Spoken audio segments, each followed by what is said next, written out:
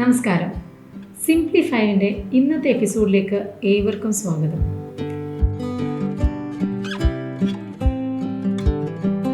നമ്മുടെ ലൈഫിൽ വരുന്ന സിറ്റുവേഷൻസിനെ പറ്റി ഒരു അവയർനെസ് ക്രിയേറ്റ് ചെയ്യാനും അതെങ്ങനെയാണ് 5 ടിപ്സിലൂടെ നമുക്ക് ഹാൻഡിൽ ചെയ്യാൻ പറ്റുന്ന എന്ന് പറഞ്ഞു പോകുന്ന പ്രോഗ്രാമാണ് സിംപ്ലിഫൈ.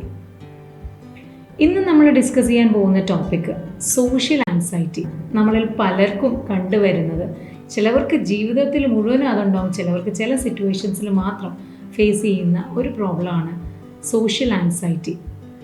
നമുക്ക് എല്ലാവർക്കും ഒരു പബ്ലിക് ഇവൻറ്റിൽ പോകുമ്പോൾ ആൾക്കാർ നമ്മളെ ശ്രദ്ധിക്കുകയാണെന്ന് കാണുമ്പോൾ നമ്മൾ പെട്ടെന്നൊന്ന് കോൺഷ്യസ് ആവില്ലേ? ചിലപ്പോൾ ആരെങ്കിലും പെട്ടെന്ന് നമ്മളത് സംസാരിക്കാൻ വന്നാൽ, അല്ലെങ്കിൽ നമ്മളൊരു റൂമിലേക്ക് കയറി പോകുമ്പോൾ ഒരു ഗ്രൂപ്പ് ഓഫ് ആൾക്കാർ ചേർന്ന് നമ്മളെ നോക്കിയാൽ നമ്മൾ പെട്ടെന്ന് സെൽഫ് കോൺഷ്യസ് ആവും. ഇത് വളരെ നാച്ചുറൽ ആയിട്ടുള്ള ഒരു റെസ്പോൺസാണ്. എങ്കിൽ ഇതൊരു ഡിസോർഡർ ആവുന്നത് എപ്പോഴാണ്?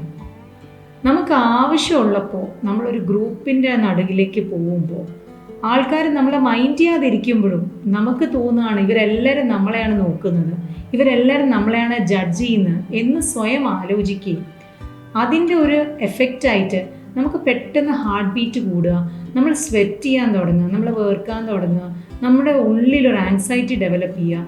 ഇങ്ങനെ വരുമ്പോഴാണ് ഇതൊരു സോഷ്യൽ ആൻസൈറ്റി അല്ലെങ്കിൽ ഒരു ഡിസോർഡറായിട്ട് വരുന്നത്. ഇത് കൂടുതലും സംഭവിക്കുന്നത് വളരെ ചെറുപ്പത്തിൽ നമ്മൾക്കുണ്ടാകുന്ന ചില അനുഭവങ്ങളാണ്. അതായത് മറ്റുള്ള ആൾക്കാർ എപ്പോഴെങ്കിലും നമ്മളെ ബുള്ളി ചെയ്തിട്ടുണ്ടെങ്കിൽ, നമ്മളെ വിഷമിപ്പിച്ചിട്ടുണ്ടെങ്കിൽ, അല്ലെങ്കിൽ ആൾക്കാർ ഭയങ്കരമായിട്ട് ജഡ്ജ് ചെയ്തിട്ടുണ്ടെങ്കിൽ, പാരൻസ് കുട്ടികളെ ഭയങ്കരമായിട്ട് സപ്രസ് ചെയ്ത് വളർത്തിയിട്ടുണ്ടെങ്കിൽ, ഇങ്ങനെ വളർന്നു വരുന്ന കുട്ടികളിൽ കാണുന്ന ഒരു പ്രോബ്ലമാണ് സോഷ്യൽ ആൻസൈറ്റി. ഇത് കൂടാതെ നമ്മുടെ പാരൻസിന് ഇതുണ്ടെങ്കിൽ അത് നമ്മളിലേക്ക് പകർന്നു വരാനുള്ള ചാൻസും ഉണ്ട് കേട്ടോ. അപ്പോൾ അങ്ങനെ വരുന്ന സിറ്റുവേഷനിൽ നമ്മൾ എന്താണ് ചെയ്യുന്നത്? Tip number 1, gradual exposure. നമ്മൾ ഏതൊരു കാര്യത്തിനെയാണോ ഭയക്കുന്നത്, അല്ലെങ്കിൽ നമുക്ക് എന്താണോ ചെയ്യാൻ പറ്റില്ല എന്ന് നമ്മൾ സ്വയം വിശ്വസിക്കുന്നത്, ആ കാര്യം നമ്മൾ പതുക്കെ കൂടുതലായി നമ്മുടെ ലൈഫിൽ ചെയ്തു തുടങ്ങിയാൽ അതിനോടുള്ള ഒരു ഫിയർ നമുക്കങ്ങ് മാറും. ആദ്യം തന്നെ ഒരു ഗ്രൂപ്പ് ഓഫ് പീപ്പിളിലേക്ക് പോകേണ്ട കാര്യമില്ല. നമുക്ക് പൊതുവേ ഈ സോഷ്യൽ ആൻസൈറ്റി ഉള്ള ആൾക്കാരുമായിട്ട് മിങ്കിൾ ചെയ്യാൻ വേണ്ടിയിട്ട് മടിക്കും. അവർ കൂടുതലും അവരുടെ വീട്ടിനുള്ളിൽ അല്ലെങ്കിൽ അവരുടെ ഒരു പേഴ്സണൽ ലൈഫിൽ ഒറ്റപ്പെട്ടായിരിക്കും ജീവിക്കുന്നത്. ഇങ്ങനെ ജീവിക്കുമ്പോൾ അവർക്ക് സ്ലോലി ഒരു ഡിപ്രഷൻ സ്റ്റേറ്റിലേക്ക് പോകും. കാരണം man is A social animal. നമുക്കെപ്പോഴും കൂട്ടത്തിൽ നിൽക്കുമ്പോഴാണ് നമ്മൾ എപ്പോഴും ഹാപ്പി ആയിട്ടും ഹെൽത്തി ആയിട്ടും സ്ട്രെസ് ഫ്രീ ആയിട്ടും ജീവിക്കുന്നത്. എങ്കിൽ സോഷ്യൽ ആൻസൈറ്റി ഉള്ള ഒരാളാണെങ്കിൽ അയാൾക്ക് ഒരിക്കലും കൂട്ടത്തിൽ പോകാൻ പറ്റില്ല. അപ്പോൾ അവർ ചെയ്യേണ്ടത് ആദ്യം ഒരാളുടെ അടുത്തും 2 ആളുടെ അടുത്തും ഒക്കെ മിണ്ടി തുടങ്ങുക. പതുക്കെ അവരുടെ ഫ്രണ്ട്സിൻ്റെ സർക്കിൾ ഡെവലപ്പ് ചെയ്യുക. ഇതാണ് ടിപ്പ് നമ്പർ 1. രണ്ടാമതായി ടിപ്പ് നമ്പർ 2, അതായത് B A listener rather than B A speaker. നമ്മളൊരു ഗ്രൂപ്പിൽ ഫസ്റ്റായിട്ട് പോകുമ്പോൾ നമുക്ക് പെട്ടെന്ന് എടുത്ത് ചാടി അവരുടെ മുമ്പിൽ ഭയങ്കര ഒരു പ്രസംഗം നടത്താൻ പറ്റിയെന്ന് വരില്ല എന്നല്ല, പറ്റൂല. അപ്പോൾ നമുക്ക് ചെയ്യാൻ പറ്റുന്നൊരു കാര്യം എന്ന് പറഞ്ഞാൽ നമ്മൾ ഗ്രൂപ്പിലേക്ക് ഇറങ്ങി അതിനകത്ത് ഇൻവോൾവായി മറ്റുള്ള ആൾക്കാർ പറയുന്നത് വളരെ പീസ്ഫുള്ളായിട്ട് കേൾക്കാൻ ശ്രമിക്കുക. നമ്മൾ പ്രത്യേകിച്ച് ഒന്നും പറയേണ്ട കാര്യമില്ല. അവർ പറയുന്ന കാര്യങ്ങൾ ഒരു സ്മൈലോടുകൂടി, ഒരു ചിരിയോടുകൂടി അത് കേൾക്കുക, അത് അക്സെപ്റ്റ് ചെയ്യുക, അതിന് കേട്ടിരിക്കുക, നല്ലൊരു ലിസണറാവാം. അങ്ങനെ വരുമ്പോൾ ആൾക്കാർ നമ്മളെ അക്സെപ്റ്റ് ചെയ്യുകയും നമ്മൾക്ക് പിന്നെ പതുക്കെ സംസാരിക്കാനുള്ളൊരു ധൈര്യം കിട്ടുകയും ചെയ്യും. അപ്പോൾ സെക്കൻഡ് സ്റ്റേജിൽ നമുക്ക് പതുക്കെ സംസാരിച്ച് തുടങ്ങാം. പലപ്പോഴും നമ്മളിങ്ങനെ ഒരു ഗ്രൂപ്പിലേക്ക് പെട്ടെന്ന് കയറി ചെല്ലുമ്പോൾ നമുക്ക് ആദ്യം ഒരു ആൻസൈറ്റി അല്ലെങ്കിൽ ഒരു പാനിക് അറ്റാക്ക് വരും.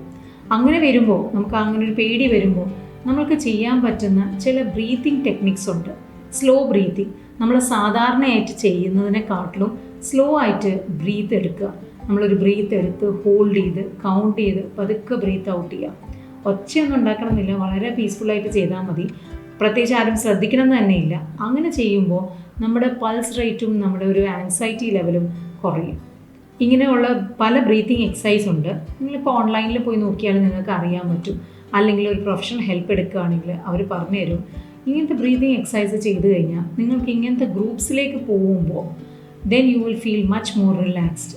അങ്ങനെ റിലാക്സ് ആകുമ്പോൾ നമുക്ക് നമ്മുടെ ചുറ്റിനുള്ള ആൾക്കാർ പറയുന്നത് കേൾക്കാനും പതുക്കെ അവർ പറയുന്നതിന് റിപ്ലൈ കൊടുക്കാനും നമ്മൾ കൂടുതലായിട്ട് എക്സ്പോഷർ കൊടുത്ത് നമ്മളുടെ ഈ ഭയം കുറച്ച് നമ്മൾ മറ്റെല്ലാവരെയും പോലെ സാധാരണയായിട്ട് ആൾക്കാരെ മിങ്കിൾ ചെയ്യുന്ന പോലെ നമുക്കും ഗ്രൂപ്പ്സിൽ ഇൻവോൾവ് ചെയ്യാനും പറ്റും.